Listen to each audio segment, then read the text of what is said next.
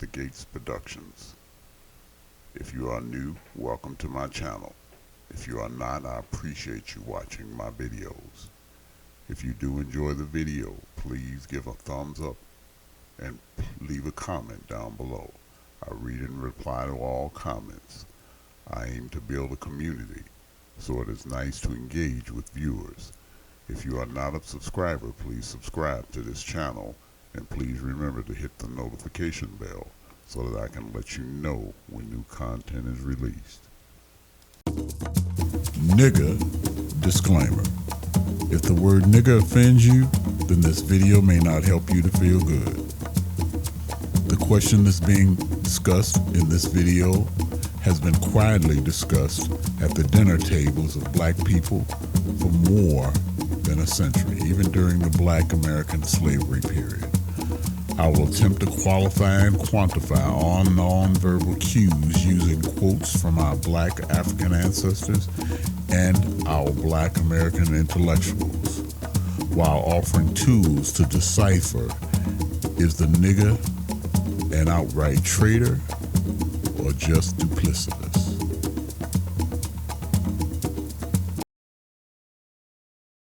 Contrary to popular belief, nonverbal, i.e. physical or behavioral communication, amounts to more than 70% of actual communication. Consequently, the first nonverbal cue or tell in this video will follow the logic of the old folks, which stated, "What you are about is written all over your face," which leads to the obvious question: is the nigger a half-nigger, or, as they are affectionately called in most of the non-woke world, mulatto?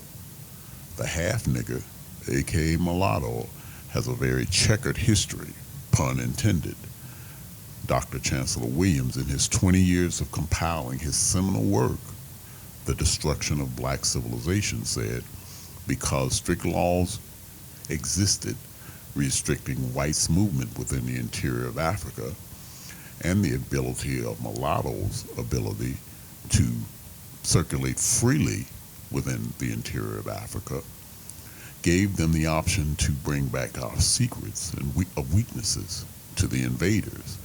The invaders of the African continent's number one tool in subjugating black people and destroying black civilization was the mulatto.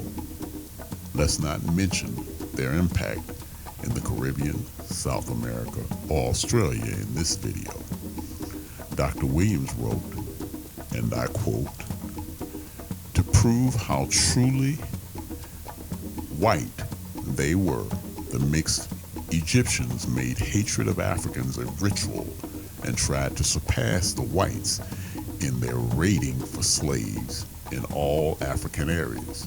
Various mulattoes who became Egyptian kings declared eternal warfare against black people and vowed to enslave the entire race."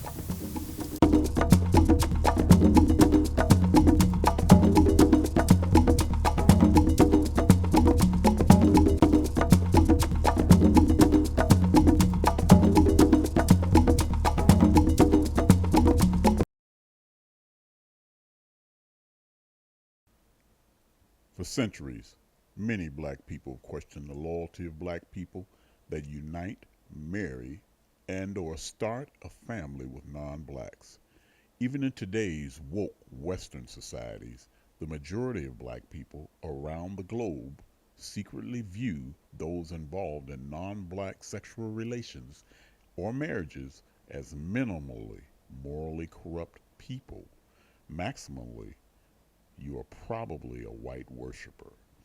This pervasive perspective prevails irregardless of the white and Jewish-owned media's ruthless/relentless attempts to normalize and glorify these relationships while simultaneously spotlighting unattractive black men and women in contentious, adversarial, and/or impassionate entanglements has not swayed the overwhelming majority of black people into thinking they prefer white mates.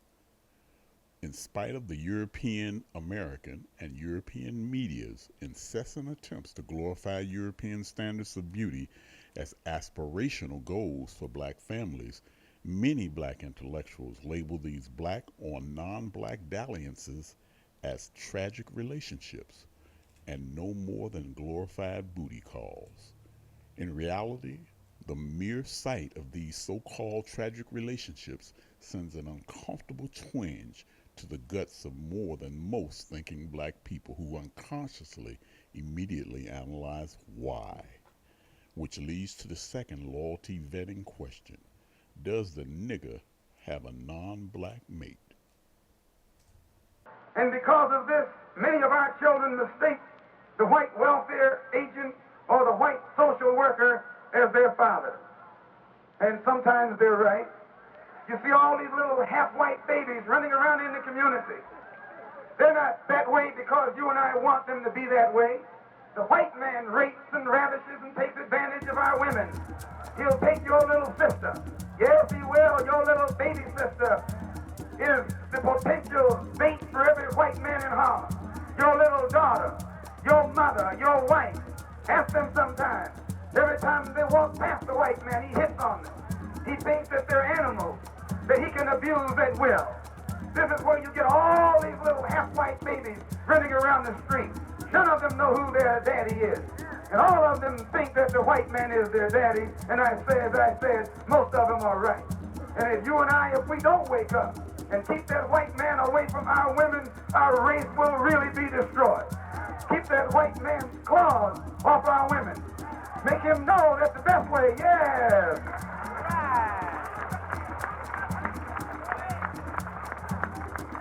I never would stand up to an audience as large as this and fail to warn you of the importance of protecting your own woman. You can't go in a white neighborhood and get a white woman. You can't get the white man's daughter in his neighborhood. You can't get his wife or his mother or his sister in his neighborhood.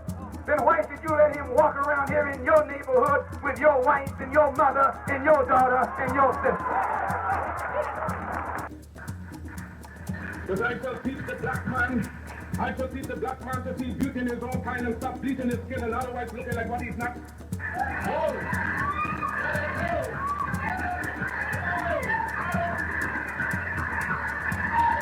Back in the days of slavery, race mixture, miscegenation, and occurred because the African woman had no protection from the slave master. Therefore, there is no need today for black people to themselves freely continue to practice that so much of slavery. Let's get on with the phone call, shall we? Yes. I would like to just one little short thing, sir. It's very important. I think where Miss Rich misses the boat, so to speak, being married to a white man herself, automatically it puts her out of touch, so to speak, with the real feelings of the masses of our people here in America who actually don't have enough patience left to give the white man sufficient time to be converted or to be changed. Well, you are one of these people who do not have the patience. Sir? You are one of these people who not only am I one, but I think I reflect the thinking and the feelings of the masses who are absolutely fed up or who don't think that there's time enough left for the white man to be converted or changed. And we're not trying to change him, we're trying to change our people. I am one of these persons, too.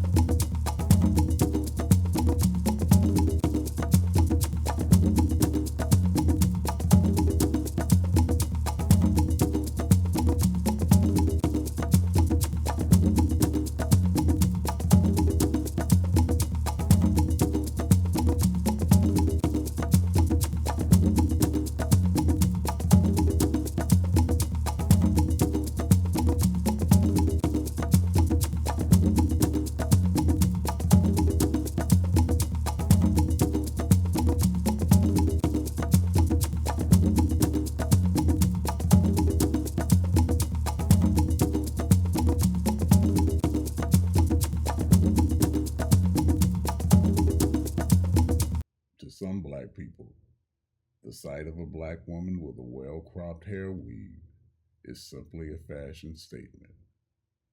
On the other hand, a growing number of black people globally, in their mind's eye, views hair weaves minimally as an unnecessary expenditure of a white worshiper that secretly/subconsciously wishes they were white, and maximally hair weaves are viewed as a nonverbal confirmation that the wearer is an outright traitor that hates the skin they are in and anybody who looks like them.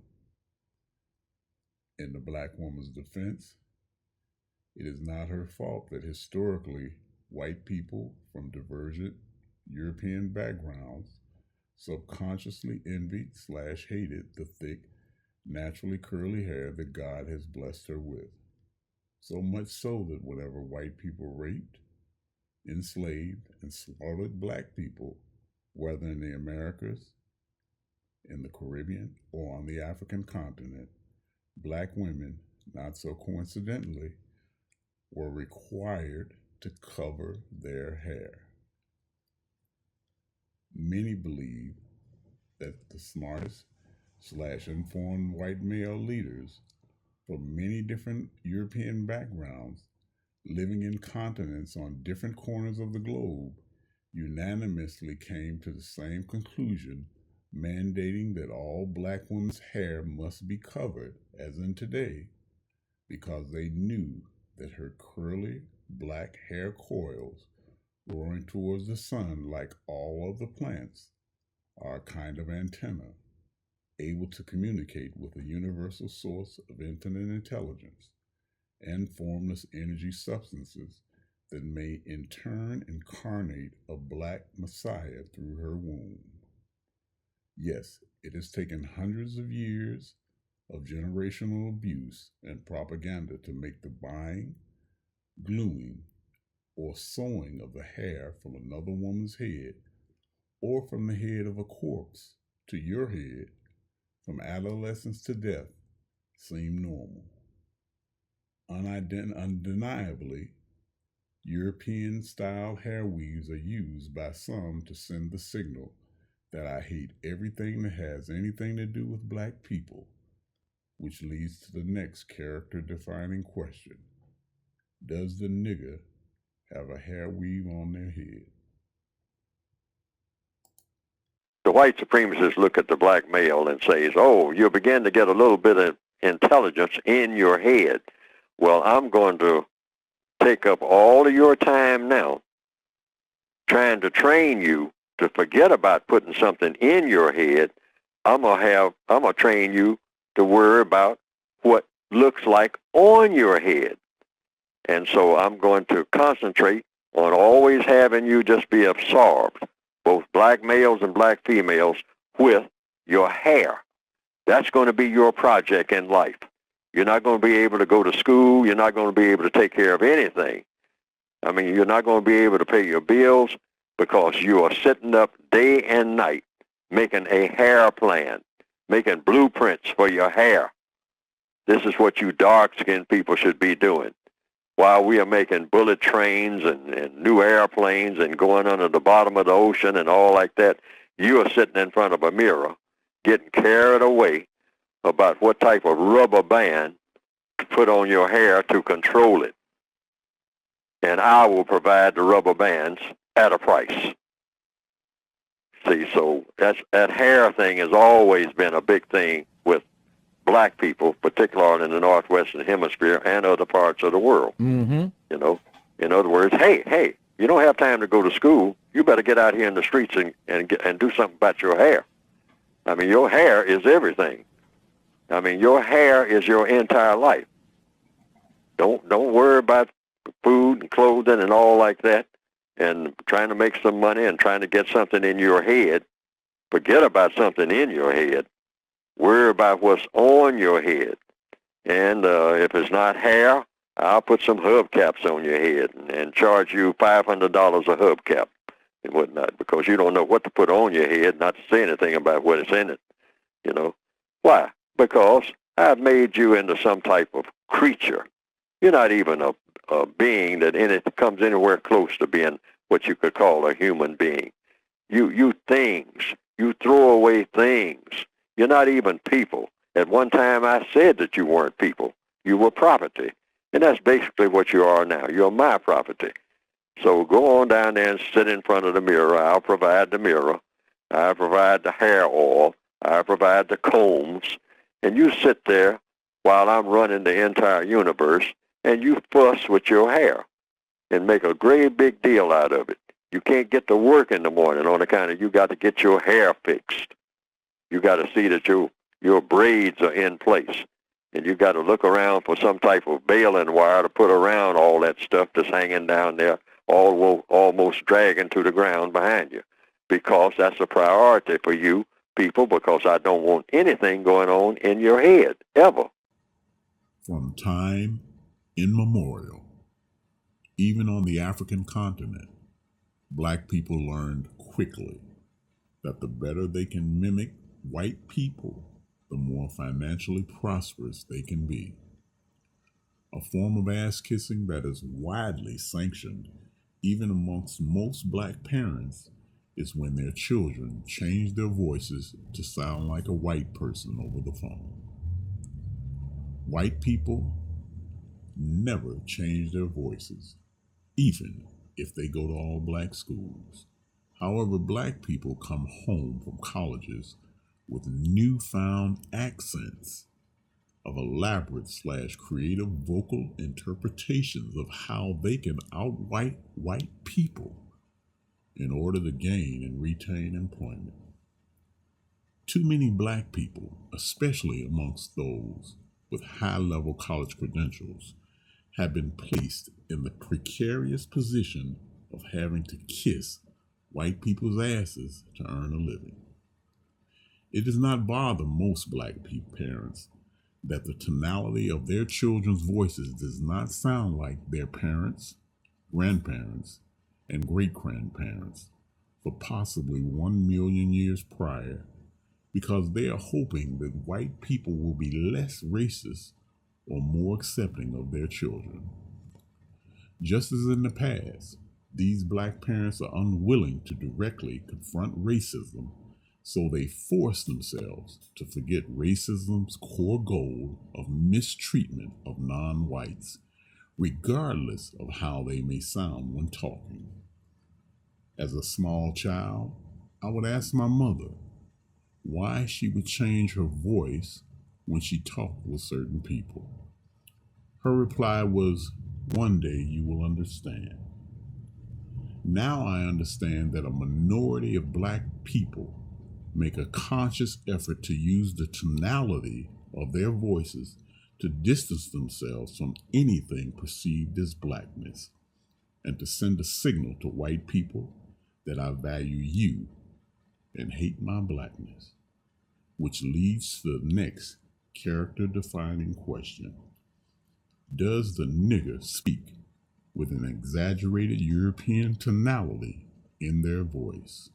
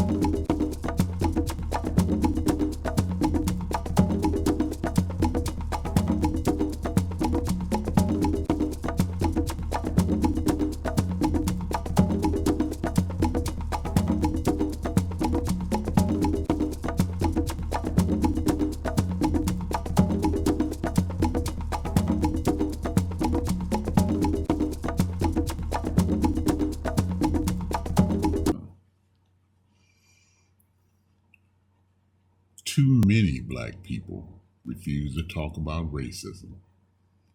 An overwhelming majority of black people refuse to even utter the words racism, white supremacy, or slavery, and they would not even dream of bringing up these words or subjects anywhere within 100 feet of the nearest white person.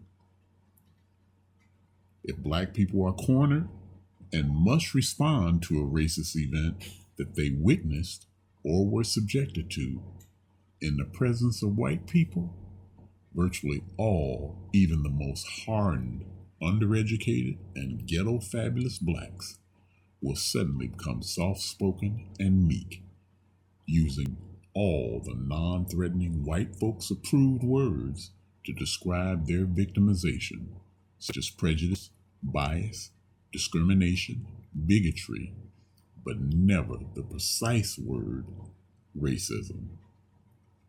During the times in black people's lives in which they ought to speak up about an injustice, their major concern is how not to upset or offend white people. It's not much better speaking black to black, since most blacks only discuss racism, white supremacy, or slavery in passing, that is from 1 to 3 sentences, and then they change the subject.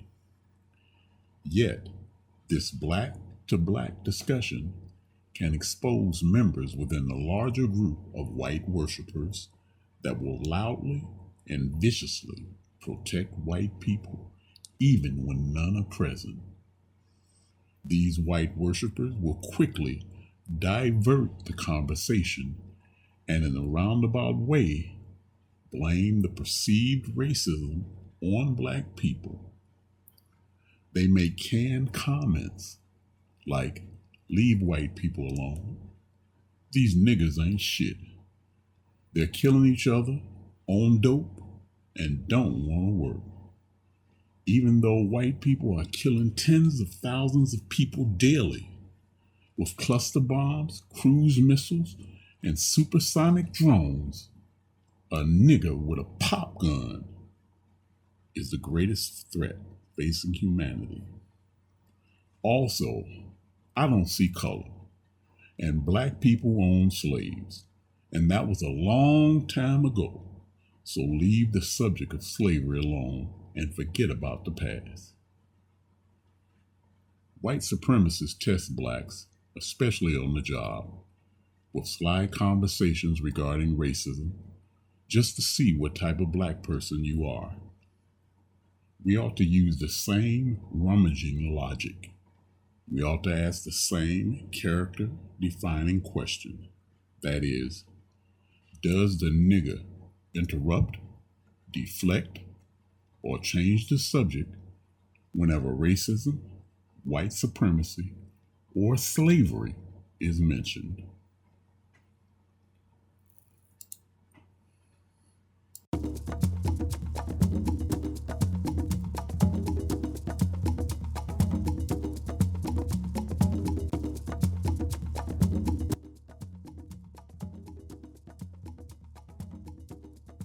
We are unable to put our spiritual power to proper use, so that you would get the picture of Ma'at, the beginning, moving around the circle, you come to Sankofa, periodic renewal, back to Ma'at, which allows us to know again who we are and what we need to be doing, and then the movement requires that we have Sankofa again, coming back to Ma'at, and so forth.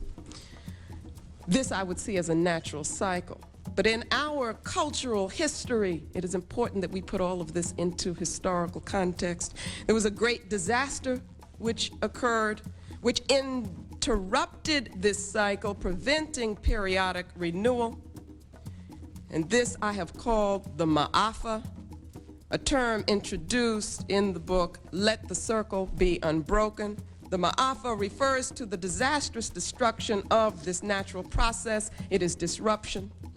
It is disconnection from the spiritual source. It is African people being torn out of the context of Ma'at and now being unable to heal or replenish ourselves because we no longer can perform the process of Sankofa, which would be a returning to the way, so that in this condition, contradictions cannot be resolved. In this condition, we are disconnected from the spiritual processes which would allow us to replenish ourselves. We are taken out of the circle. Ma'afa refers to the European enslavement of African people. We become entrapped in a mass of pathology, unable to grow, unable to even think in our interest. So the Ma'afa really represents for us African self-hatred, African cultural denial, and this, I would say, is spiritual illness. This is what it means to be a spiritual people, is that we require a ma'atic or truthful environment in order to be healthy. We require special cultural patterns and behaviors. This is based on a worldview which approaches the universe as a spiritual totality. And then we use Urugu, again, as a metaphor for the European cultural being. This was introduced in my book where I'm using a Dogon term, the Dogon people of Africa, for the principle of incompleteness and disharmony or disconnectedness or separation. Urugu, as a principle, seeks the inferior. And that is because it is an incomplete being and therefore needs to feel, in the quest to feel adequate, needs to create an inferior because adequacy becomes defined or translated as superiority. The Ma'afa, for us, this great disaster, which we are now using, since the book Let the Circle Be Unbroken, we are using this to refer to the rape of our ancestors, our exploitation and enslavement. It is referring to the overwhelming, dehumanizing, devastating phenomenon of European enslavement of African people. This Ma'afa is, in fact, the creation of the inferior made necessary by the European Asili, or cultural seed. The European Asili, which seeks power as a substitute for spiritual fulfillment. So that this European Asili, the cultural essence of Europe, is based on a reconstruction of reality which conceptually denies spirit, thereby denying African strength, denying Ma'at. The European Utamawazo, which is another term which I have introduced, which refers to the way in which culture structures thought. This Utamawazo, the European Utamawazo, defines reality in such a way as to create objects over which Europeans have power, objects which can be controlled and dominated. We, of course, become those objects in the system of white supremacy. But European domination, the system of white supremacy, is not able to destroy our spirit, only to distort it, to abuse it, to use it, to attempt to co-opt and manipulate it. The spiritual implications of white racism, then, of European domination are that our consciousness is affected. We no longer think as Africans, but our spirit is African. And what that does is to place us in a state of self-conflict. It keeps us off balance, unable to build or to create from an African center. What happens then is that the Ma'afa represents a state in which we become despised objects. How then would we respond to this? What would be the effects of this attack on our spirit, this denial of spirit? So actually what I'm arguing is that this system of white supremacy has, it's an onslaught which has involved us in a process which I call the Ma'afa process, which is ongoing, which has not stopped, which has not did not end with chattel slavery. That shackles, as I believe Blyden has said, that were on our wrists and ankles became shackles on our minds and even hearts. The ma'afa became a process which becomes a process which causes us to be victims who victimize ourselves. It is like drug addiction. The ma'afa process is conditioning for dependency on that which destroys, and the destroyer becomes the master. So the ma'afa process breaks the will, it breaks down resistance because it is based on fear.